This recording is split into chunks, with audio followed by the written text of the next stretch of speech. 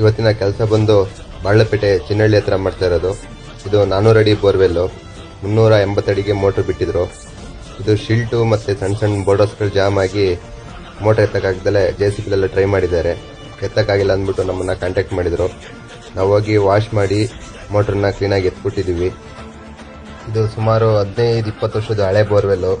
ಹಾಗಾಗಿ casing damage ಆಗಿ ಶಿಲ್ಟ್ ಬಿದ್ದಿದೆ ಮೋಟ್ರ್ ಮೇಲೆ. ಶಿಲ್ಟ್ ಜೊತೆಗೆ ಸಣ್ಣ ಸಣ್ಣ ಬೋರ್ಡರ್ಸ್ಗಳು ಬಿದ್ದಿದೆ. ಹಾಗಾಗಿ ಇವ್ರಿಗೆ ಮೋಟ್ರ್ ಜಾಮ್ ಆಗಿದೆ. ಇದನ್ನು ವಾಶ್ ಮಾಡಿ ಎತ್ತಿದ್ದೀವಿ. ನೀವೇ ನೋಡಿ ಬೋರ್ಡರ್ಸ್ ಯಾವ ಥರ ಪ್ಯಾಕ್ ಆಗಿದೆ ಮೋಟ್ರಿಗೆ. ಹೀಗಾಗಿ ಮೋಟ್ರ್ ಜಾಮ್ ಆಗುತ್ತೆ. ಈ ಥರ ಪ್ರಾಬ್ಲಮ್ ಮತ್ತೆ ಇವ್ರಿಗೆ ಬರಬಾರ್ದು ಅಂತೇಳಿ ಫಿಲ್ಟರ್ ಕೇಸಿಂಗ್ನ ಹಾಕ್ಕೊಡ್ತಾ ಇದ್ದೀವಿ. ಈ ಫಿಲ್ಟರ್ ಕೇಸಿಂಗ್ ಹಾಕೋದ್ರಿಂದ ಈ ಥರ ಚಿಕ್ಕ ಚಿಕ್ಕ ಬೋರ್ಡರ್ಸ್ಗಳು, ಮಣ್ಣು ಮತ್ತು ಶಿಲ್ಟು ಯಾವುದು ಒಳಗಡೆ ಬರಲ್ಲ. ನಿಮ್ಮಲ್ಲಿ ಇದೇ ಥರ ಯಾವ್ದಾರ ಪ್ರಾಬ್ಲಮ್ ಇದ್ದರೆ ಕಾಂಟ್ಯಾಕ್ಟ್ ಮಾಡಿ. ಕಾಂಟ್ಯಾಕ್ಟ್ ನಂಬರ್ ಸ್ಕ್ರೀನಲ್ಲಿರುತ್ತೆ. ಹೆಚ್ಚಿನ ಮಾಹಿತಿಗಾಗಿ ಫಾಲೋ ಮಾಡಿ, ಶೇರ್ ಮಾಡಿ. ನಾವು ಹಾಸನ ಡಿಸ್ಟಿಕ್ ಎಲ್ಲಿದ್ದರೂ ಬಂದು ಮಾಡಿಕೊಡ್ತೀವಿ.